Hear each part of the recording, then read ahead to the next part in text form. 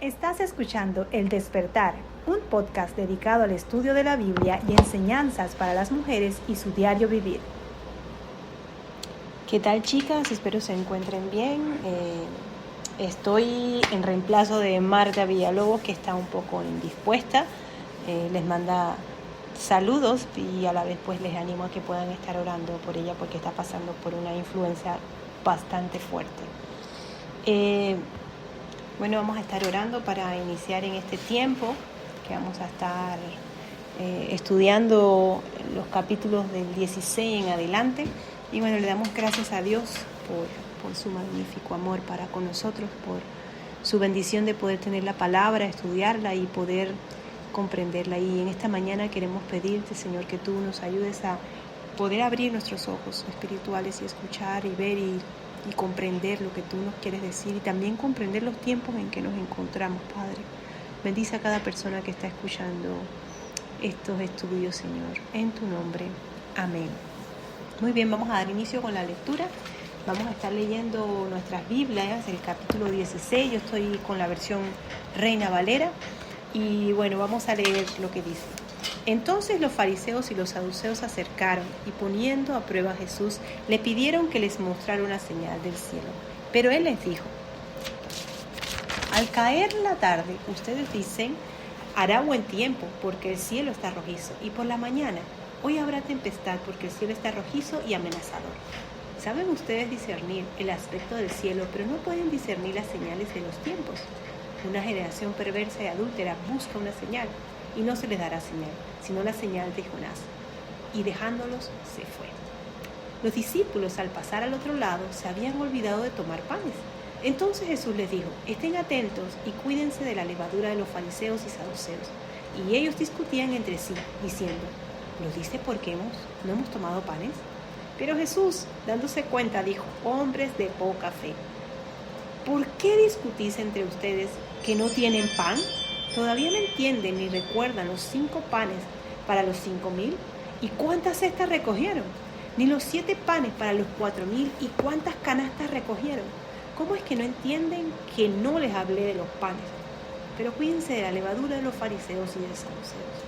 Entonces entendieron que él no les había dicho que se cuidaran de la levadura de los panes, sino de la enseñanza de los fariseos y saduceos.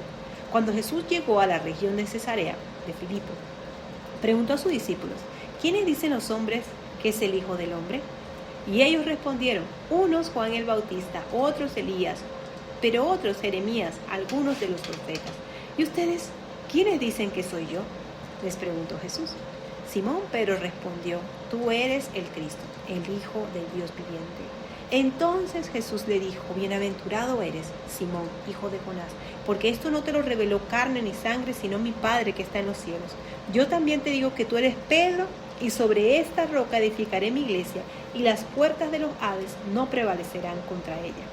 Yo le daré las llaves de los reinos de los cielos, y lo que ates en la tierra será atado en los cielos, y lo que desates en la tierra será desatado en los cielos.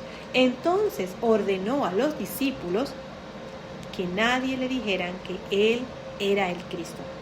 Desde entonces Jesucristo comenzó a declarar a sus discípulos que debían ir a Jerusalén y sufrir muchas cosas de parte de los ancianos, de los principales sacerdotes y de los escribas, y ser muerto, y resucitar al tercer día. Tomándolo aparte a Jesús, Pedro le respondió: no lo permitas, Dios. Señor, eso nunca te acontecerá. Pero volviéndose él le dijo a Pedro: quítate delante de mí, Satanás. Me eres piedra de tropiezo porque no estás pensando en las cosas de Dios, sino en la de los hombres. Entonces Jesús dijo a sus discípulos: si alguno quiere venir en pos de mí, niéguese a sí mismo, tome su cruz y que me siga. Porque el que quiera salvar su vida, la perderá, pero el que pierda su vida por causa de mí, la hallará. Pues, ¿qué provecho obtendrá un hombre si gana el mundo entero, pero pierde su alma? ¿O qué dará su hombre a cambio de su alma? Porque el Hijo del Hombre ha de venir a la gloria de su Padre con sus ángeles, y entonces recompensará a cada uno según su conducta. En verdad les digo que hay algunos de los que están aquí que no probarán la muerte hasta que vean al Hijo del Hombre venir en su reino. Muy bien, chicas. Vamos entonces a dar inicio a lo que es todo este a lo que es todo este estudio, pero antes les he hecho un pequeño resumen de lo que realmente son los fariseos y los saduceos, porque hemos visto tanto en el capítulo 16 como en el 14, y más adelante seguiremos viendo, y en los libros de los Hechos también seguiremos viendo, que esta gente se mete en todo. Entonces, a lo largo de todo el Evangelio podemos ver cómo los fariseos estaban en constantes polémicas con lo que hacía Jesús. Y justo iniciamos este capítulo, ya lo he visto diciendo, los fariseos y los saduceos piden señal. Pero te has preguntado por qué esta gente dudaba tanto de Jesús. ¿Por qué tenían tanta contienda con Jesús? Bueno, vamos a ver el por qué. Los judíos esperaban un futuro líder, y todavía lo siguen esperando. Un rey judío proveniente de la línea davídica, es decir, un descendiente directo de David bíblico, quien será el ungido, y por consiguiente el ungido del pueblo de Israel. Y también será investido para gobernar. Esto es lo que ellos piensan hasta la actualidad. Los judíos estaban siendo oprimidos en aquel entonces por los romanos. Vemos a lo largo de la historia de que los judíos han tenido diferentes reyes que estuvieron gobernándolos, fueron también capturados, estuvieron 400 años esclavizados. Bueno, han tenido un solo cacao esta gente, y este no es la excepción. Están esta vez siendo gobernados por los romanos. Y ellos estaban esperando claramente un libertador, un rey que hiciera frente, que hiciera guerra, que los sacara de eso que estaban viviendo, de la opresión que estaban teniendo. Ellos querían un libertador, sí, pero político. Por otro lado vemos a los fariseos, que eran un partido de religiosos conservadores del judaísmo. Se llamaban ellos mismos los compañeros, que en hebreo se llama Haredim, o los santos. Y también le dicen Kedoshim. Ellos creían, o más bien se cree, que este partido se originó en la segunda mitad del siglo II antes de Cristo. Esta gente era estrictamente ortodoxa, radicales, observantes de la pureza religiosa de Israel, el pueblo elegido. Por eso rechazaban cualquier intento de introducir alguna práctica diferente en el pueblo. Eran expertos en poner cargas pesadas de las que el ser humano, más del que el ser humano pudiese alcanzar. Ellos mostraban una santidad, sí, pero muy superficial, ya que por fuera podían estar mostrando una pureza y una santidad inalcanzable, tal vez para algunos otros, pero por dentro eran una podredumbre. Es por esto que encontramos en la Biblia cuando Jesús les dijo sepulcros blanqueados, que es una expresión bastante fuerte. Los fariseos han pasado a la posteridad, según la Biblia, pero también podemos encontrar en algunas iglesias algunos fariseos, y pues ya no hay esos enfrentamientos, por decir así entre comillas, dialécticos con Jesús a lo largo de su vida pública. Y los encontronazos tienen que ver sobre cómo mostraba Jesús esa visión nueva del judaísmo. Ellos estaban con su Antiguo Testamento, ellos estaban con la Torá, y Jesús traía algo nuevo. Ojo, no estaba cambiando ninguna de las leyes, sino que estaba presentando realmente cómo es que Dios nos quiere mostrar que es su palabra dejada. Y esto obviamente chocaba frontalmente con ese celo farisaico y su cerrazón a la forma en que Dios manifestaba la revelación de Jesús, que era el hijo del carpintero en aquel entonces, ¿no? Y dice así: ay de vosotros, escribas y fariseos hipócritas, que cerráis a los hombres el reino de los cielos.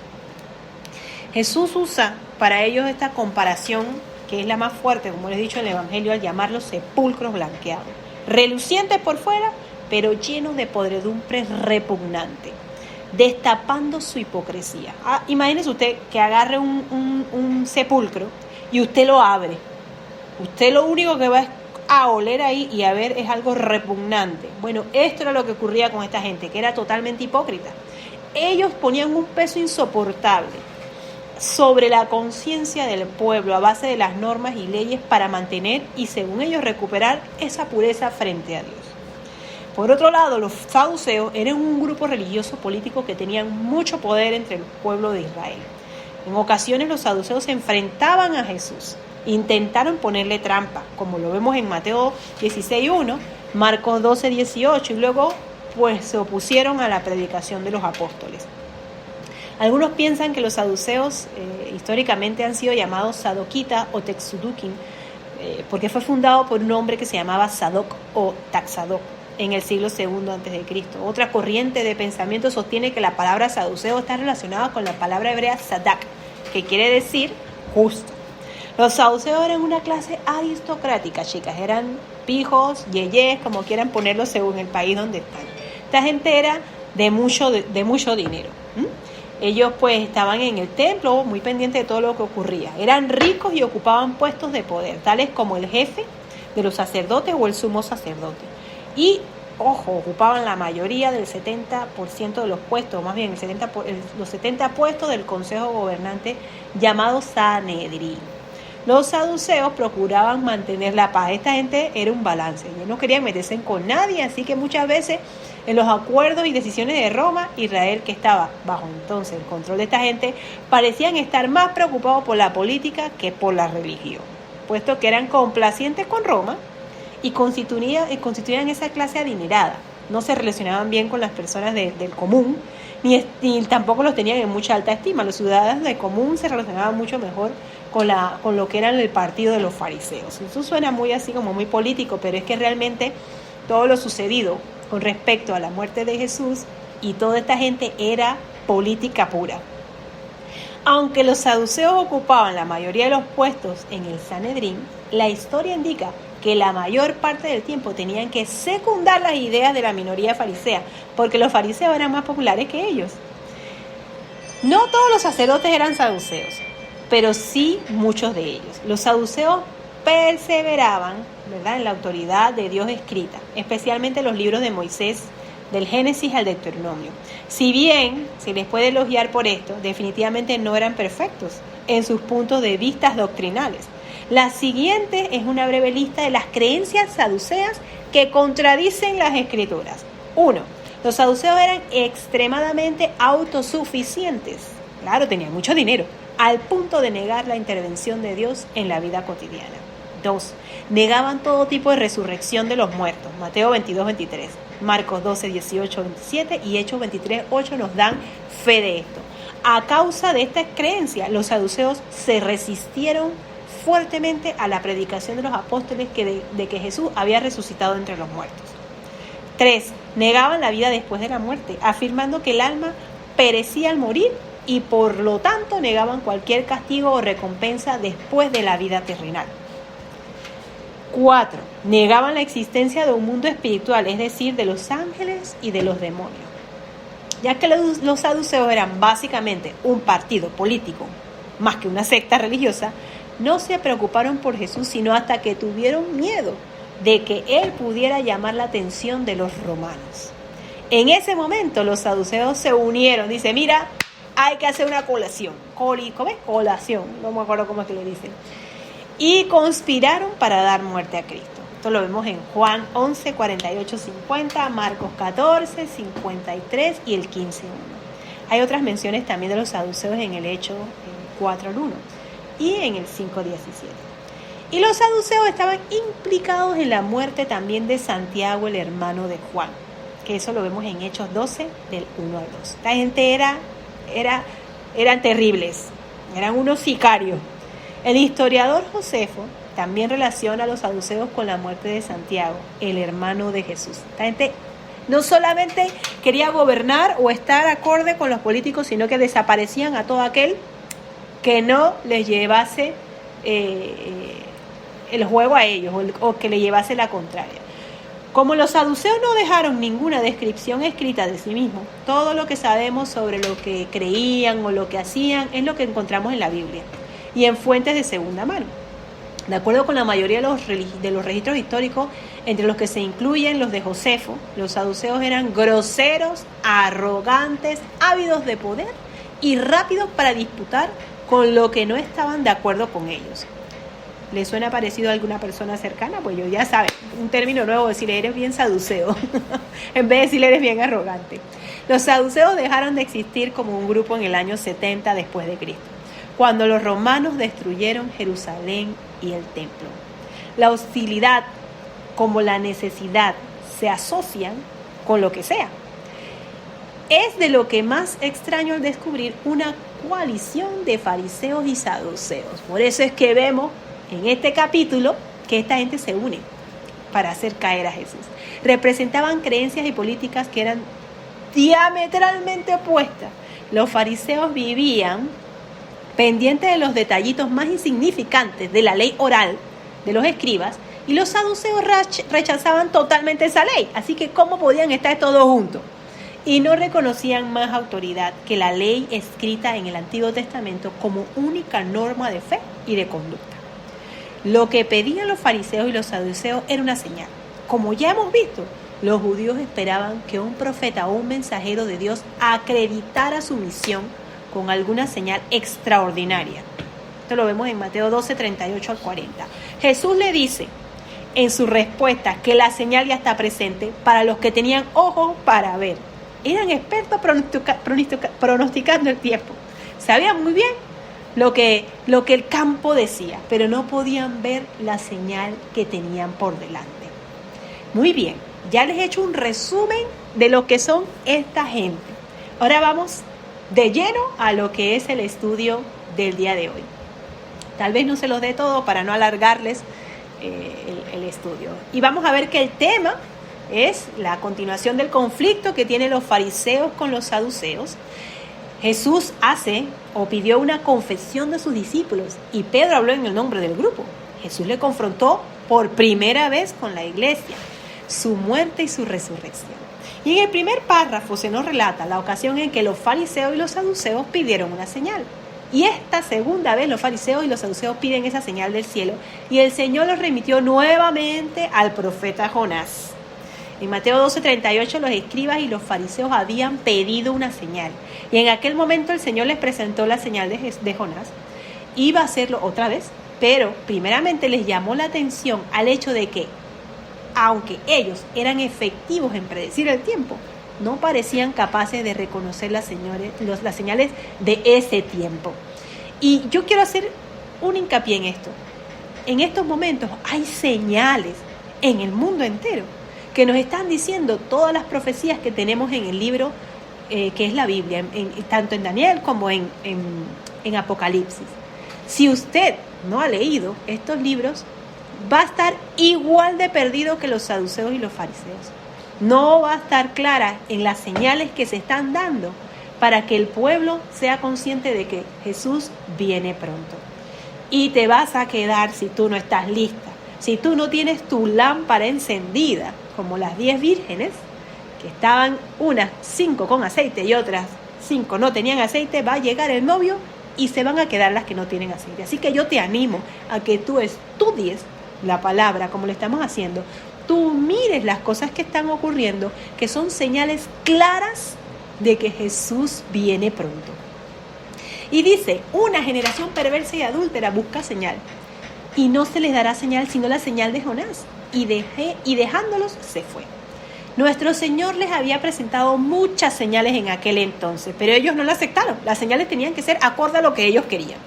Por segunda vez destacó la predicación de la señal de Jonás. En el capítulo 12:40 les había dicho, porque como estuvo Jonás en el vientre del monstruo marino 3 días y 3 noches, así estará el Hijo del Hombre 3 días y 3 noches en el corazón de la tierra. Esta gente no entendía nada, pero ahora yo te puedo decir que tal vez yo estaría en ese momento y tampoco hubiese entendido nada. Ahora que me sé la historia, puedo decirte, estaba hablando de la muerte y su resurrección. Estos fariseos y saduceos no estaban precisamente dispuestos a aceptar aquella declaración como una señal.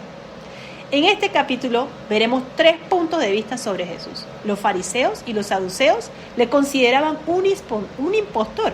Si vemos anteriormente en la Biblia, en otros capítulos anteriores, o más bien en otros libros de historias anteriores de la misma vida o todo lo que han vivido los israelitas, hubieron muchos que dijeron ser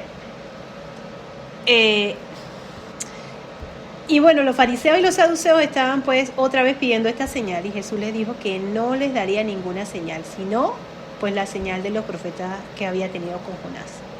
Y observamos la frase del relato y dejándoles se fue. Su actitud tuvo un carácter terminante al volverse y alejarse de ellos después. Y como les estaba tratando de decir hace un rato, pues anteriormente ellos habían escuchado de mucha gente que se había dicho que era el Mesías, que era el Salvador, y ninguno de ellos había continuado en la vida, o continuado a lo largo de la historia más que todo. O sea, salían, decían, yo soy el Mesías, moría, y así mismo moría la secta que en ese momento estaba. Sin embargo, podemos ver que Jesús les dijo que era el Mesías, murió, resucitó, y 2000 y pico de años después seguimos aquí creyendo de que este sí era el Salvador. Luego de esto encontramos en los versículos 5 y 7 que Jesús previno a sus discípulos sobre la levadura de estos dirigentes religiosos, ¿verdad? Vemos que dice, los discípulos al pasar al otro lado se habían olvidado de tomar panes, y Jesús les dijo, estad atentos y guardaos de la levadura de los fariseos. A mí me llama la atención y me causa gracia cuando Jesús les dice sobre la levadura, y esta gente dice, o sea, habrá sido porque no trajimos pan. Todavía me causa gracia porque esta gente era como para meterle un tortazo y decirle, despierta. Mateo 13 hemos afirmado que la levadura se refiere siempre a un principio de mal. Cuando se habla de la levadura en la Biblia, esto es un principio de mal, y en ningún caso es un principio de bien, lo cual fue confirmado por el Señor cuando advirtió sobre la levadura. Si uno se le previene contra algo, esto no será ni agradable ni bueno. Al principio los discípulos no entendieron el significado de la levadura, pensando que Jesús se refería al pan. Es que esta gente de verdad, si en el asunto se hubiese referido al pan material, los discípulos tendrían que haber recordado, es que a veces olvidamos, los 2 milagros de Jesús cuando Él dio de comer a 5,000 personas y en otra ocasión a 4,000 con un par de panes. Pero el tema no tenía nada que ver con el pan material. La levadura, según la interpretación del Señor, era la falsa doctrina, el elemento malo. Cuando la gente habla de la levadura del Evangelio, está incurriendo en una contradicción de términos. La levadura nunca constituye una ilustración del Evangelio, sino es siempre una simbólica del mal. Por ejemplo, nos vamos mucho a lo que es la parte del Antiguo Testamento, donde las mujeres se les decía que, o dice, la mujer no deberá utilizar ropa de varones. Entonces, hay iglesias que predican de que la mujer solo tiene que usar falda larga, no puede colocarse zarcillos, no puede maquillarse, y esto no está en la Biblia. Entonces, estos son unos fariseos, están poniendo cargas más allá de lo que realmente la Biblia nos está diciendo, porque Jesús no se fija en lo que está en lo exterior, Él se fija en lo que hay en tu interior. ¿De qué vale que tú te forres como una monja de pie a cabeza si por dentro estás teniendo otros pensamientos que no agradan al Señor? Y eso Él sí lo puede ver. Y vamos ahora a ver que durante nuestro recorrido por Mateo deberíamos reflexionar profundamente en su contenido, porque este libro constituye la clave para el resto de las Sagradas Escrituras. Necesitamos hacer distinciones claras y observar cuidadosamente los acontecimientos. En el capítulo 13 dice, cuando llegó Jesús a la región de Cesarea, en Filipo, preguntó a los discípulos diciendo, ¿quiénes dicen los hombres que es el Hijo del Hombre? Si miramos un mapa, encontraremos 3 Cesareas. Cesarea de Filipo estaba situada en el norte del mar de Galilea. El Señor Jesús se encontraba en el norte y las condiciones oportunas para empezar a encaminarse hacia Jerusalén y a la cruz. Pero antes de comenzar el viaje habían 2 cosas que sus discípulos debían tener claras. ¿Quién era Él? ¿Qué iba a hacer? Y la tercera, pues la diré más adelante, esto era muy importante.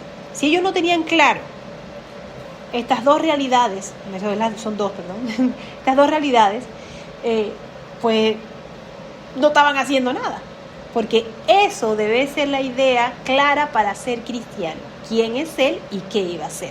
Tenemos que saber quién es Él. ¿Quién es Jesús para ti? Y debemos conocer lo que Él hizo. ¿Qué hizo Jesús por ti y por mí? Tenemos que apropiarnos de esas verdades para ser salvas por la fe. Observamos la primera pregunta del Señor. ¿Quién dicen los hombres que es el Hijo del Hombre? Esta es una pregunta que aún está formulado y es una pregunta que todavía está siendo respondida en nuestro tiempo. Él es aún la persona más polémica que jamás ha vivido en esta tierra. Lamentablemente hoy, si yo le consulto a alguien, a un judío, o a un árabe, o a un budista, o a algún otro que profese ser el elegido, y pregunto quién es Jesús, todavía algunos dirán, es un simple profeta, fue alguien que vino a la tierra, más nada. Pero yo quiero decirte hoy que ni Mahoma, ni el Papa, ni los santos, ni la Virgen María, ni Buda, ni el millón de dioses que tiene India, ninguno, chicas, vivió para ti, para que tú pudieras hoy tener vida eterna, resucitó y vendrá por segunda vez a escoger a aquellos que decidieron creer en Él. Todos los demás que te he dicho están muertos, están en una tumba, no resucitaron por ti. Ninguno, ni la Virgen María, ni los santos, ni Mahoma, ni Buda, ni ninguno de ellos. Podrán haber hecho algunas cosas buenas, pero ninguno de ellos murió por tus pecados y resucitó para que tú tuvieras vida.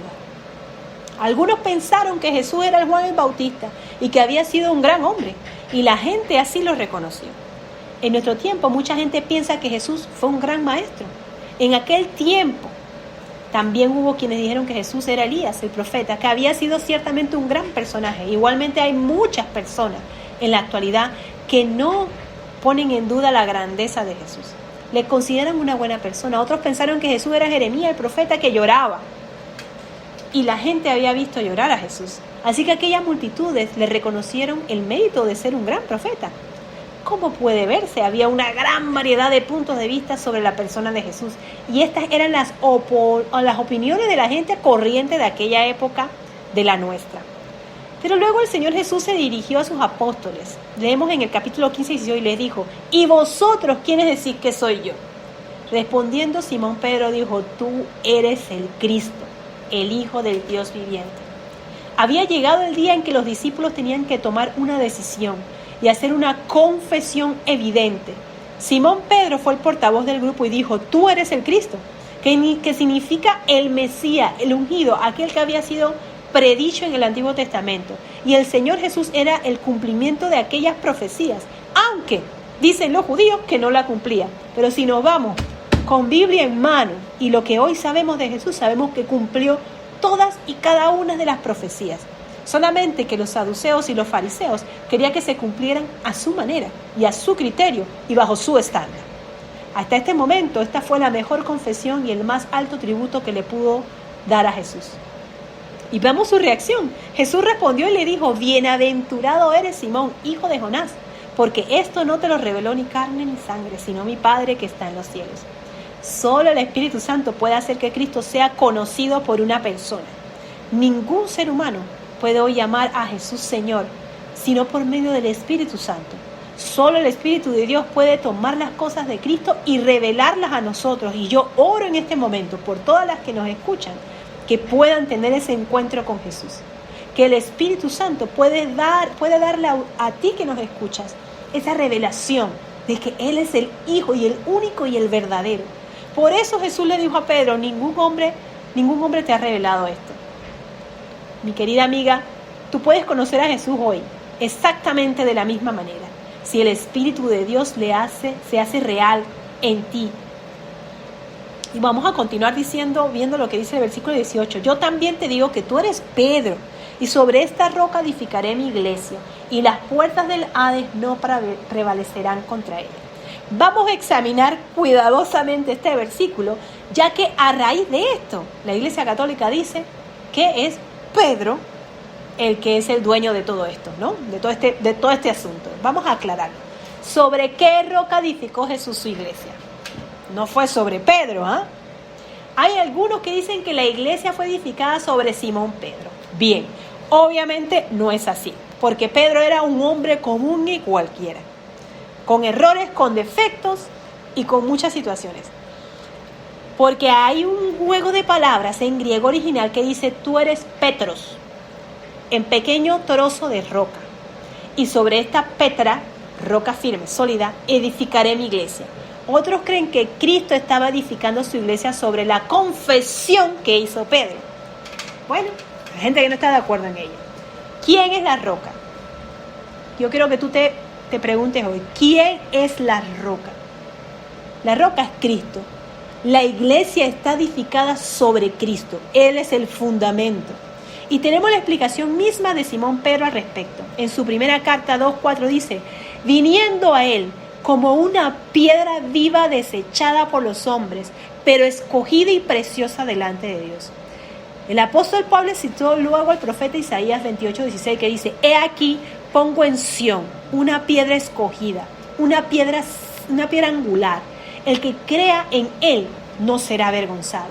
Es decir, que la iglesia está edificada sobre Cristo. Él es el fundamento. Como dice el apóstol Pablo en su primera carta de Corintios 3:11, nadie puede poner otro fundamento. Chicas, cuando alguien te diga, que la piedra es Pedro, no lo es. Lo que se estaba diciendo aquí es que lo que estaba declarando Pedro, ese era el fundamento, esa era la roca. Y él dijo, sobre esta roca edificaré mi iglesia. La iglesia aún era una realidad futura cuando Jesús hizo esta declaración. La iglesia no existía en el Antiguo Testamento, chicas, y no empezó a existir hasta después de la muerte y resurrección y ascensión de Cristo y del descenso del Espíritu Santo. No podía haber iglesia hasta que estos acontecimientos hubiesen tenido lugar. Las puertas del infierno se refiere a la muerte. La palabra griega utilizada para infierno es Hades, que equivale en hebreo a Seúl en el Antiguo Testamento, que se refiere al mundo invisible y significa muerte. Las escrituras de la muerte, las puertas de la muerte no prevalecerán contra la iglesia de Cristo. ¿Qué quiere decir esto? Algún día el Señor mismo descenderá del cielo con una voz potente, que será como una voz de un arcángel y como trompeta.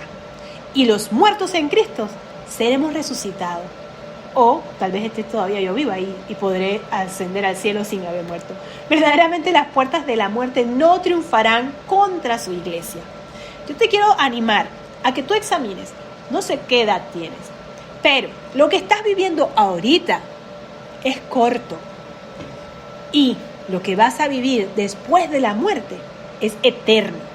Entonces, tú tienes que tomar una decisión, porque el Señor, así como se cumplieron todas las profecías hasta hoy y se seguirán cumpliendo algunas que hacen falta, llegará el momento en que va a sonar esa trompeta que nos habla en Apocalipsis. Los muertos en Cristo, o sea, aquellos que han decidido seguir a Cristo y que murieron o que morirán, ascenderemos al cielo al oír esa trompeta. Y aquellos que decidieron vivir una vida rica y placentera como la que están viviendo tal vez hoy, se quedarán. Y entonces ahí sí será lo bueno, porque no habrá más oportunidades. Hoy es la oportunidad. Y ahora vemos cuando le dice la llave del reino de los cielos. Casualmente yo ayer bromeaba con mi marido porque tenía un manojo de llave. Le digo, estás peor que San Pedro. ¿Cuáles son las llaves del reino, chicas? No son ese manojo de llave. No es que él tiene el manejo y va a decir, tú puedes entrar y tú no. No. ¿Fueron entregadas solamente a Simón Pedro?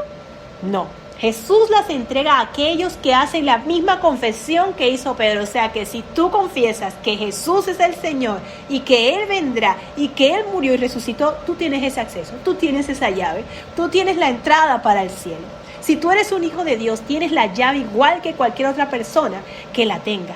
La llave era un distintivo de autoridad de oficio de los escribas que interpretaban las escrituras del pueblo.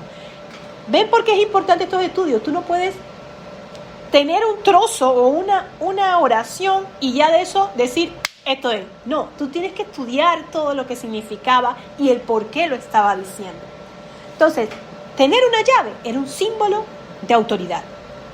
Era un oficio que tenían los escribas, que eran los que escribían todo lo que hoy tú y yo podemos leer, que interpretaban las escrituras al pueblo. Y podemos verle actuando en el libro de Nehemías 8:2-8. Todo cristiano tiene en la actualidad las sagradas escrituras.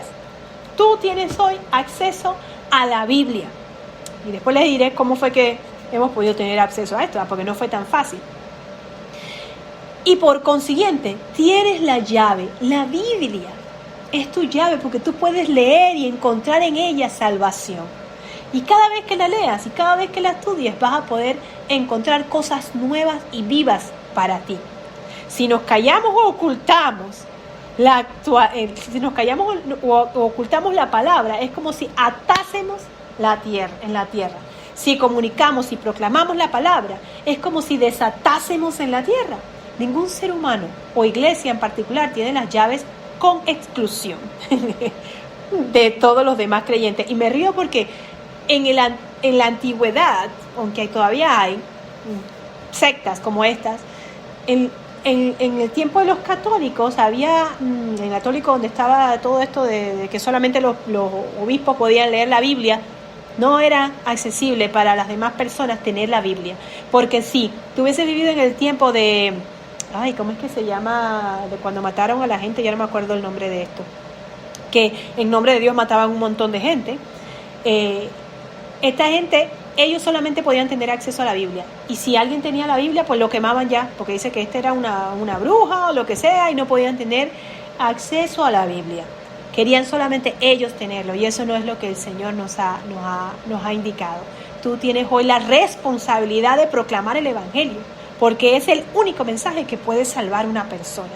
Hay gente que necesita saber que su manera de vivir tiene una repercusión, tanto buena como mala. Hay gente que necesita saber que puede ser perdonada, aunque haya cometido el más cruel de los pecados. Hay gente que necesita saber de que tiene un padre que le ama, que está en el cielo, que no es igual tal vez que el padre que la maltrató aquí en la tierra. Hay gente que tiene que saber que aunque esté padeciendo de enfermedad hoy, hay una promesa que cuando vayamos al cielo ya no habrá más llanto, ni más dolor, ni más enfermedades.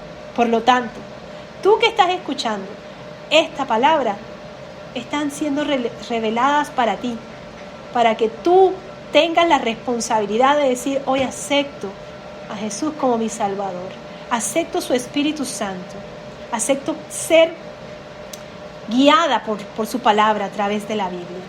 El Señor hizo, ahora bien, vamos a ver la parte en que dice: entonces ordenó a los discípulos que nadie supiera esto. El Señor hizo este pedido porque el simple conocimiento de quién es Él no salva. Para recibir la salvación tienes que conocer quién es, lo que hizo y aceptarlo por fe.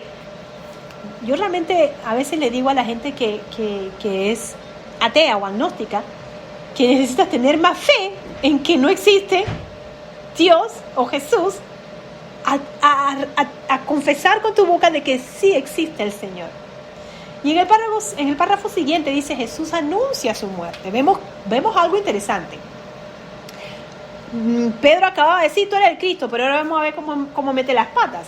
Por primera vez a sus discípulos, aproximadamente 6 meses antes de ser crucificado, les dice esto, ¿no? Dice: ¿por qué esperó tanto tiempo en comunicar un anuncio tan importante, verdad? Yo te estaría también, pero ¿por qué no me estás diciendo, después de pasar 3 años contigo, por qué no me dices al principio de que vas a morir? No, 6 meses antes le dice. Evidentemente los discípulos no estaban preparados para ello en aquel momento, ni siquiera en ese momento, a juzgar por su reacción. Él repetiría en 5 ocasiones la noticia de que se dirigía a Jerusalén para morir. A pesar de la enseñanza intensiva, los discípulos no captaron el significado del anuncio hasta después de su resurrección. Y dice: desde entonces Jesucristo comenzó a declarar a sus discípulos que debía ir a Jerusalén a sufrir. Esto es lo que el Señor Jesús hizo por ti y por mí, amada amiga.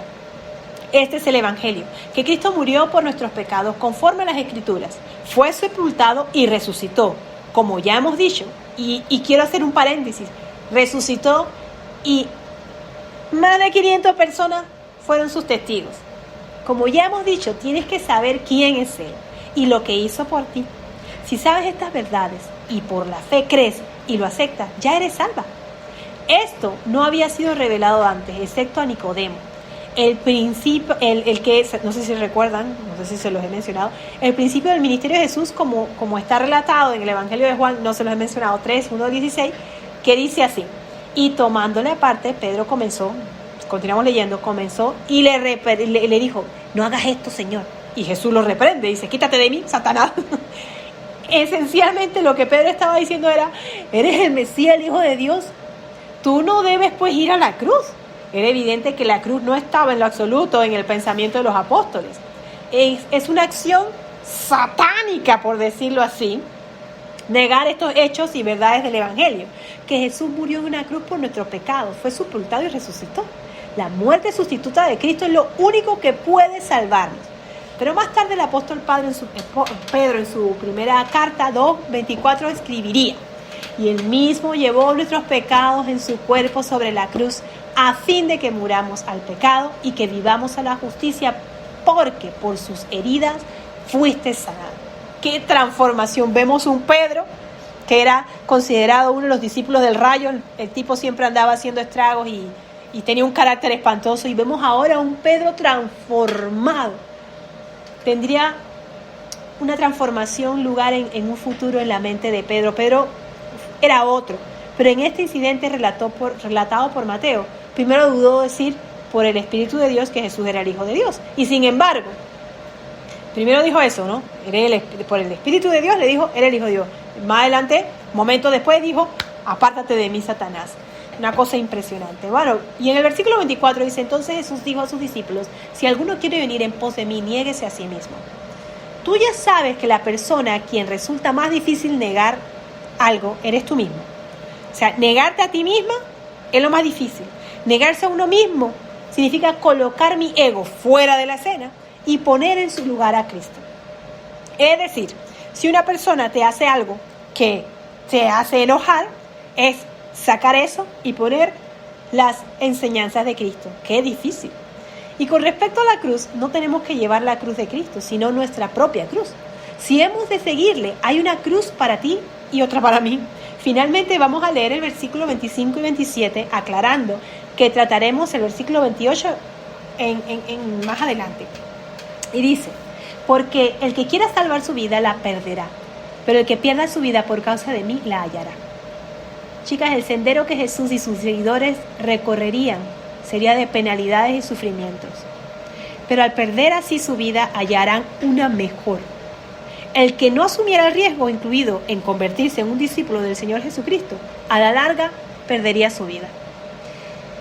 Si para una persona fuera posible, con el propósito de preservar su vida propia, ganar al mundo entero, pero en el proceso pierde su alma, ¿qué valor tendría entonces las posesiones materiales? ¿De qué vale todo lo que tú estés acumulando, viviendo y gozando hoy en la tierra, si cuando tu vida terrenal acabe, tendrás un final terrible, eterno, donde va a haber solamente crujir de llanto y llanto? Muy bien, vamos a continuar en el siguiente capítulo. El tiempo se nos ha acabado y nos queda la esperanza que para los verdaderos discípulos la segunda venida de Cristo vendrá como juez justo y dará a cada uno su propia recompensa. Hasta mañana.